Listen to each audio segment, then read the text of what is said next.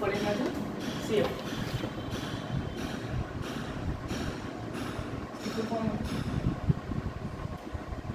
crystal field stabilizers. crystal field क्या है? crystal field theory important topic है, हर साल एक 10 मार्क्स का यहाँ से ज़रूर पूछा जाता है नाउ क्वेश्चन। और देखिए होता क्या है, इससे पहले हमें DBT के लिमिटेशंस पढ़े थे। तो हमने देखा था कि DBT बहुत सारी प्रॉपर्टीज, DBT ने हमें जो कोऑर्डिनेशन कंपाउंड्स थे उनकी बहुत सारी प्रॉपर्टीज़ को तो एक्सप्लेन किया, कई सारी स्ट्रक्चर्स को एक्सप्लेन किया, उनके नेगेटिव प्रॉपर्टीज़ को भी बता दिया, लेकिन बहुत सारी उसकी लिमिटेशंस थी। जैसे उसने ये नहीं बता, DBT में ये नहीं बताया कि भाई वहाँ पर आप वो प्रिंसिपल के अगेंस्ट जाकर वहाँ बैक पेयरिंग करा रहे थे। एक ही एटम था, एक ही मेटल होता था, और वही मेटल कभी ऑक्टाहेड्रल बना रहा है, कभी टेट्राहेड्रल बना रहा है। ये बहुत सारी इस तरह से लिमिटेशन थी DBT की जो नहीं बता पाए। तो कोऑर्डिनेशन कंपाउंड्स की इन डिफरेंट प्रॉपर्टीज़ को एक्सप्लेन करने के लिए एक नया प्रिंसिपल दिया गया जिसे CFT कहा गया, क्रिस्टल फील्ड थ्योरी। इसको जो साइंटिस्ट हैं H. ब्रेथे और I. वान ब्लेक, इन्होंने इसको दिया था। इन्होंने जब इस थ्योरी को दिया, जितनी लिमिटेशन थी, लगभग सारी लिमिटेशन जो DBT की थी वो सब यहाँ से ओवरकम की गई, और कोऑर्डिनेशन कंपाउंड्स की बहुत सारी प्रॉपर्टीज़ को यहाँ से एक्सप्लेन किया गया। अब होता क्या किया गया, बेसिकली जो CFT है वो मेटल और लिगेंड का जो रिलेशन है उसके बारे में बहुत सारी एक्सप्लेनेशन देता है। हमें एक चीज़ पता है कि जो कोऑर्डिनेशन कंपाउंड्स होते हैं, कोऑर्डिनेशन कंपाउंड्स होते हैं, उनमें एक सेंट्रल मेटल एटम होता है, सेंट्रल मेटल आयन होता है, और साथ में कौन जुड़ा होता है, उसमें लिगेंड्स जुड़े हुए होते हैं। सेंट्रल मेटल आयन लिगेंड से चारों तरफ से सराउंडेड रहता है। तो इन सभी चीज़ों को ध्यान में रखते हुए कुछ बेसिक पोस्टुलेट्स, मेन पॉइंट्स इसके दिए गए CFT के, वो क्या कहते हैं। ये तो हमें पता है कि कोऑर्डिनेशन कंपाउंड्स में सेंट्रल मेटल आयन होता है और लिगेंड होता है। इस थ्योरी में क्या माना गया, CFT में कंसीडर किया गया जो लिगेंड है इनको पॉइंट चार्ज कंसीडर किया गया। लिगेंड क्या होता है, ये हमारा नेगेटिव मॉलिक्यूल या ग्रुप या एटम हो सकते हैं, ये न्यूट्रल मॉलिक्यूल हो सकते हैं, या कभी कभी ये पॉजिटिव ग्रुप भी हो जाते हैं। तो लिगेंड जनरली पॉजिटिव, नेगेटिव और न्यूट्रल होते हैं। इन सभी को क्या पॉइंट चार्ज कंसीडर किया गया। अब मेटल और लिगेंड है, मेटल और लिगेंड का जो रिलेशन है, जो बॉन्ड है, इसको आयनिक बॉन्ड कंसीडर किया गया, अब क्या होता है, इस थ्योरी में बताया गया कि जब मेटल के साथ लिगेंड अटैच होता है तो मेटल अपने स्ट्रक्चर में कुछ ना कुछ चेंजेस लाता है, अब एक चीज़ और बताई गई यहाँ पर बताया गया कि जब मेटल के साथ लिगेंड अटैच होने के लिए आ रहा होता है, जैसे मानो अभी हमारे पास ये मेटल है, ठीक है, और यहाँ पर ये लिगेंड बैठा हुआ है। अब ये लिगेंड इस मेटल से अटैच होने के लिए आ रहा है, होता है, तब क्या होता है, क्योंकि यहाँ पर क्या है, मेटल में भी इलेक्ट्रॉन्स में अवेलेबल है, भले ही पॉजिटिवली चार्ज है लेकिन बचे हुए इलेक्ट्रॉन तो होते ही हैं, साथ ही साथ लिगेंड में भी फ्री इलेक्ट्रॉन्स अवेलेबल होते हैं। भाई जब तक लिगेंड में इलेक्ट्रॉन नहीं होंगे तब तक वो लिगेंड का काम नहीं कर सकता, क्योंकि यहाँ पर लिगेंड अपना लोन पेयर डोनेट करता है और मेटल उसको एक्सेप्ट करता है, तभी जाकर मेटल लिगेंड का बॉन्ड बनता है जाकर। अब होता क्या है, जनरली मेटल जो है वो डी ब्लॉक एलिमेंट है, हालांकि एफ ब्लॉक भी होते हैं, अदर एलिमेंट भी बनाते हैं, जनरली डी ब्लॉक है। अब है क्या, यहाँ पर ये मेटल है, ये जो मेटल है इसमें क्या है, D block, D subshell available, D subshell, और डी में क्या है, इलेक्ट्रॉन्स भी कई बार अवेलेबल होते हैं। अब क्या हो रहा होता है कि जैसे ही ये लिगेंड इसके साथ अप्रोच करने के लिए आ रहा होता है, तब इसकी एनर्जी बढ़ जाती है। यानी जो 5 ऑर्बिटल हैं, मैंने आपको बताया था कि जो डी के ऑर्बिटल हैं उनको 2 सेट्स में डिवाइड किया जाता है। एक सेट कहलाता है T2G सेट और दूसरा सेट EG सेट कहलाता है। अभी यहाँ कैसा है, डी जनरेट है, डी जनरेट है। डी जनरेट का मतलब होता है सेम एनर्जी। यहाँ पर क्या है, 5 ऑर्बिटल की एनर्जी कैसी है, सेम है, इसीलिए ये कहलाया डी जनरेट। लेकिन जैसे ही अप्रोच कर रहा होता है, तब अप्रोच करता है तब क्या होता है, इसकी एनर्जी बढ़ जाती है। अब ये ऊपर जाएंगे तो हमारा क्या होगा, एनर्जी बढ़ेगी, एनर्जी बढ़ेगी। लेकिन जैसे ही अप्रोच करने के लिए आ रहा होता है मेटल के साथ ये लिगैंड, तब क्या होता है, इन 5 ऑर्बिटल की एनर्जी बढ़ जाती है, तो 5 की एनर्जी बढ़ जाती है। अब देखो यहाँ पर एनर्जी सभी की बराबर क्वांटिटी में बढ़ी है, यानी एनर्जी तो बढ़ी है लेकिन 5 ऑर्बिटल्स की बढ़ी है। यहाँ पर भी ये डी जनरेट कहलाया, डी जनरेट। फिर से क्या है हमारे पास, ये T2G है और ये आपका EG, T2G है और EG।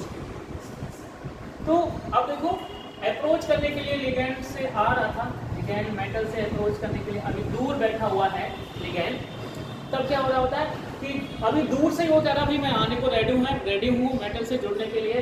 तुरंत क्या होता है, डी की एनर्जी बढ़ जाती है और 5 की 5 ऑर्बिटल की बराबर क्वांटिटी में एनर्जी बढ़ती है।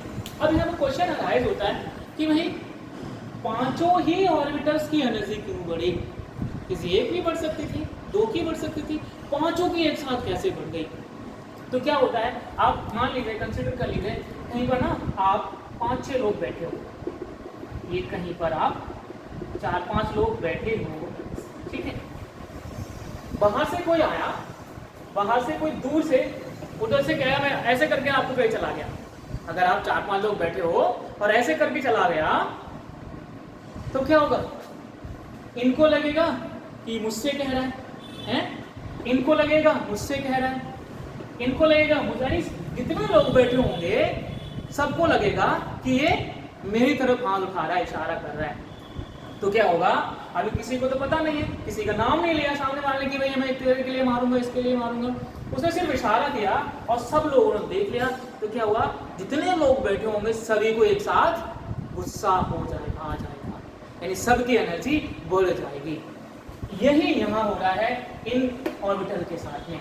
अब देखिए ये जो लिगैंड है वो जुड़ने के लिए तो आ रहा है, जुड़ने के लिए तो आ रहा है, लेकिन अब किसके साथ जुड़ेगा आकर, कौन सा ऑर्बिटल कौन से किसके पाथ में आएगा। कई बार ऐसा होता है, मैंने आपको बताया था कि T2G ऑर्बिटल्स के जो लोब होते हैं वो किसमें होते हैं, in between the axis, axis के बीच में होते हैं, और EG ऑर्बिटल के जो लोब होते हैं वो एक्सिस पर ही होते हैं। तो क्या होता है, यहाँ पर जब अटैच होने के लिए आ रहा होता है तो सबको लगता है कि लिगैंड मेरे से अटैच होने के लिए आ रहा होता है, यानी मेरे से अटैच होने के लिए आ रहा होता है, इसलिए सभी की एनर्जी इंक्रीज हो जाती है, इंक्रीज हो जाती है। इंक्रीज होने की वजह से ये एक्साइट स्टेट में जाते हैं और 5 की एनर्जी बराबर क्वांटिटी में बढ़ रही है, इसीलिए ये डीजेनरेट कहलाए। अब क्या हुआ, मेटल से आकर ये लिगैंड अब जुड़ चुका है, मेटल से लिगैंड अब जुड़ गया आकर। अब जैसे ही लिगैंड जुड़ गया तो भाई देखो डी में इलेक्ट्रॉन्स थे, ठीक है, डी में इलेक्ट्रॉन थे, और ये जो लिगैंड है इसमें भी इलेक्ट्रॉन है। अब देखो यहाँ आकर लिगैंड जुड़ा है, उसमें भी इलेक्ट्रॉन, लिगैंड के पास भी इलेक्ट्रॉन। तो हमें पता है इलेक्ट्रॉन कैसा है, सेम चार्ज है ना, नेगेटिव चार्ज यहाँ दिख रहा है इस लिगैंड के इलेक्ट्रॉन्स पर, और नेगेटिव चार्ज है इलेक्ट्रॉन पे। तो क्या होगा, जैसे ही एक दूसरे के क्लोजर आएंगे तो क्या होगा, रिपल्शन होगा, रिपल्शन होगा, और इस रिपल्शन की वजह से एक एनर्जी क्रिएट होगी, एक एनर्जी प्रोड्यूस होगी, जिसको हम CFSE कहते हैं, इस एनर्जी को CFSE कहते हैं, क्रिस्टल फील्ड स्टेबलाइजिंग एनर्जी। दूसरा नाम भी होता है इसका क्रिस्टल फील्ड स्प्लिटिंग एनर्जी। ये जो एनर्जी है, इस क्रिस्टल फील्ड स्प्लिटिंग एनर्जी की वजह से ये जो ऑर्बिटल होते हैं, ये जो ऑर्बिटल दिख रहे हैं आपके T2G और ये दो में स्प्लिट हो जाते हैं, दो में स्प्लिट हो जाते हैं। एक की एनर्जी, एक साइड की एनर्जी बढ़ जाती है। मानो हमने, अगर मान लीजिए ये ऑक्टाहेड्रल में हो रहा है, अगर ये प्रोसेस ऑक्टाहेड्रल में हो रहा है, तब ऑक्टाहेड्रल में हो रहा है, तब क्या होता है, Eg की एनर्जी बढ़ जाती है और T2G की कम हो जाती है, T2G की एनर्जी कम हो जाती है। जब अगर ये मान लिया हमने, अगर कोई कॉम्प्लेक्स बन रहा है, मेटल कॉम्प्लेक्स, वो अगर ऑक्टाहेड्रल बन रहा है, तो ऑक्टाहेड्रल में Eg ऑर्बिटल की एनर्जी बढ़ गई और T2G की घट गई। ऐसा क्यों होता है कि भाई ऑक्टाहेड्रल में Eg की ही क्यों बढ़ी, T2G की क्यों नहीं बढ़ी? अब होता क्या है, अब देखो क्या हुआ, मैं एक बार फिर से बताता हूँ। मान लीजिए ये तीन T2G, ठीक है, एक तीन का ग्रुप है, ये T2G है, और ये दो का जो ग्रुप था वो क्या है, Eg है, ठीक है। जब कोई व्यक्ति दूर से हाथ दिखा के गया तो इन सबको बराबर गुस्सा आया, सभी ने अपने अपने हथियार निकाल कर लिया, आ भाई देखते हैं तेरे को कितना बड़ा है। अब क्या हुआ, लेकिन जैसे ये पास में आया तो पता चला कि ये तो इनके साथ दो दो हाथ करने आया था, ये तो फालतू में गुस्सा कर बैठे। यानी एनर्जी जब दूर से हाथ दिखाया, पांचों ने एनर्जी बढ़ाई, लेकिन जब पास आके जुड़ा तो पता चला ये तो जो दो थे Eg वाले थे, इनके साथ दो दो हाथ करने आया था। तो ये कहना हमने तो फालतू में अपनी गुस्सा बढ़ाई, हमने फालतू अपनी एनर्जी बढ़ाई। तो इन्होंने क्या किया कि भाई इनकी एनर्जी तो बढ़ी हुई थी ऑलरेडी, ऊपर से उन्होंने क्या किया, इन्होंने कहा T2G ने कि भाई जो हमने एनर्जी बढ़ाई है वो भी तुम ही रख लो। एक तो ऑलरेडी बढ़ चुकी थी इनकी एनर्जी, ऊपर से इन्होंने और एनर्जी दे दी, तो क्या हुआ, इन्होंने इनको दी तो इनकी और बढ़ गई, इन्होंने इनको दी इससे इनकी घट गई। यानी यहाँ से वैल्यू कम हुई और यहाँ बढ़ गई। तो जैसे मान लो, अभी मान लीजिए हमारे पास यहाँ पर इनकी 10 है, ठीक है, और इनकी भी 10 है, राइट। अभी कितने का अंतर है, 0 का डिफरेंस है। इन्होंने क्या किया कि भाई इन्होंने क्या किया, 5 उठा के इन्हें दे दिया, 5 उठाकर इन्हें दे दिया, तो इन्हें इधर कितना हो गया, 15 हो गया, यहाँ कितना रह गया, 5 रह गया, यानी 10 का अंतर आ गया। तो ऐसे ही जो इनकी एनर्जी बढ़ी हुई होती है वो इनको ट्रांसफर कर देते हैं। ऑक्टाहेड्रल में ये कंडीशन होती है, जिस वजह से Eg की एनर्जी बढ़ जाती है। एक दूसरी और कंडीशन क्या होती है कि जब ऑक्टाहेड्रल बनता है, आगे हम पढ़ेंगे इनके splitting of D orbital in octahedral complexes, कि जब ऑक्टाहेड्रल की हम बात कर रहे होते हैं तो ऑक्टाहेड्रल में जो Eg ऑर्बिटल्स होते हैं, इनके लोब अप्रोचिंग पाथ में आ रहे होते हैं। जैसे अगर हम ऑक्टाहेड्रल बनाएंगे तो यहाँ पर अगर हमने कोई ऑक्टाहेड्रल बना लिया, यहाँ पर कुछ इस तरह से मेटल लिया हमने, ये स्क्वायर, ठीक है, ये लिगेंड हमने जोड़ दिया। तो यहाँ क्या होता है, यहाँ पर ये इस तरह से हमने ये जो बनाए हैं ये आपके Eg ऑर्बिटल्स है, ठीक है, Eg ऑर्बिटल, और ये जो बने हैं ये आपके T2G ऑर्बिटल्स है। तो आप देखो भाई Eg ऑर्बिटल कहाँ आ रहा है, मेटल और लिगेंड के बीच में फंस गए आकर, मेटल और लिगेंड के बीच में फंस गए आकर। अब कोई भी चीज मानो कहीं पर ये कोई चीजें आपस में दो कोलाइड कर रही हैं, टकरा रही हैं आके, तो बीच में जो फंस जाएगा भाई उसका तो काम तमाम हो जाएगा। अगर ये चीजें कोलाइड कर रही है, कोई यहाँ खड़ा है तो इसको तो फर्क ही नहीं पड़ने वाला, लेकिन जो बीच में फंस गया वो बहुत ज्यादा एनर्जी का एक्सपीरियंस करेगा। तो यहाँ क्या हो रहा होता है, ऑक्टाहेड्रल में Eg ऑर्बिटल्स के जो लोब होते हैं वो क्या है, मेटल और लिगेंड के अप्रोचिंग पाथ में आ रहे होते हैं, इससे इनकी एनर्जी इंक्रीज हो जाती है, और ये अपने साइड से अप्रोचिंग पाथ में नहीं आ रहे हैं, इससे इनकी एनर्जी डिक्रीज हो जाती है। तो यहाँ से कॉन्सेप्ट निकलता है कि डी ऑर्बिटल के स्प्लिटिंग का, और इसके द्वारा बहुत सारी, इस स्प्लिटिंग के द्वारा कोऑर्डिनेशन कंपाउंड्स की बहुत सारी प्रॉपर्टीज़ को एक्सप्लेन कर देते हैं। जैसे BBT स्पेक्ट्रा को कोई एक्सप्लेनेशन नहीं दे रही थी, BBT कॉम्प्लेक्स कंपाउंड्स के कलरेशन के बारे में कोई इन्फॉर्मेशन नहीं दे रही थी, वो सारी चीज़ें हम यहाँ से एक्सप्लेन कर देते हैं। कलरेशन है वो डी ट्रांजिशन यहाँ होगा, इलेक्ट्रॉन यहाँ से जाएगा, एक्साइट होगा, ग्राउंड से एक्साइट स्टेट में जाएगा, तब जाकर हमें डी ट्रांजिशन कहलाएगा और उसकी वजह से बहुत सारे डिफरेंट टाइप के कलर का पता चलते हैं। इसके अलावा इस थ्योरी में क्या माना गया, अब किसी ने कह दिया कि भाई अगर जब हम बात कर रहे थे कि इसके जो लिगेंड हैं उनको लिगेंड्स को प्योरली आयनिक माना गया, लिगेंड्स को पॉइंट चार्ज माना गया, यानी पॉइंट चार्ज का मतलब है कि इनको डाइपोल माना गया, ठीक है, डाइपोल माना गया, एक तरफ पॉजिटिव एक तरफ नेगेटिव, ठीक है। तो अगर ये डाइपोल है, मेटल कैसा है जनरली पॉजिटिवली चार्ज होता है, मेटल पॉजिटिवली चार्ज होता है, तो अब अगर ये डाइपोलर है लिगेंड तो मेटल से अगर अटैच होने के लिए जाएगा तो कहाँ से अटैच होगा, जाकर नेगेटिव एंड से अटैच होगा। ये तो हमने मान लिया कि भाई कोई डाइपोलर लिगेंड है तब तो ये नेगेटिव एंड से जाकर इससे अटैच हो जाएगा।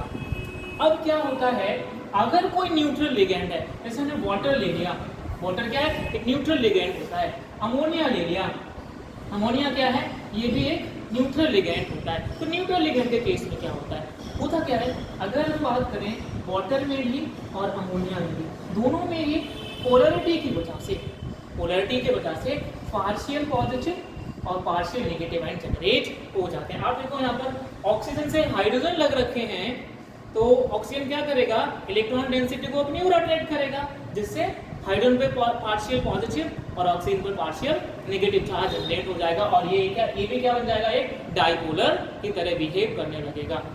अमोनिया की बात करें, हाइड्रोजन के कंपैरिजन में नाइट्रोजन की इलेक्ट्रोनेगेटिविटी ज़्यादा है, तो यहाँ पर भी नाइट्रोजन क्या करेगा, इलेक्ट्रॉन को अपनी ओर अट्रैक्ट करेगा, जिससे ये भी एक डाइपोलर की तरह बिहेव करने लगेगा। तो अगर कोई न्यूट्रल लिगेंड है तो वहाँ पर भी partial positive negative charge generate हो जाते हैं पोलैरिटी की वजह से। तब इस तरह के न्यूट्रल लिगेंड अगर मेटल से अटैच होने चाहेंगे तो वो नेगेटिव एंड से ही अटैच होंगे।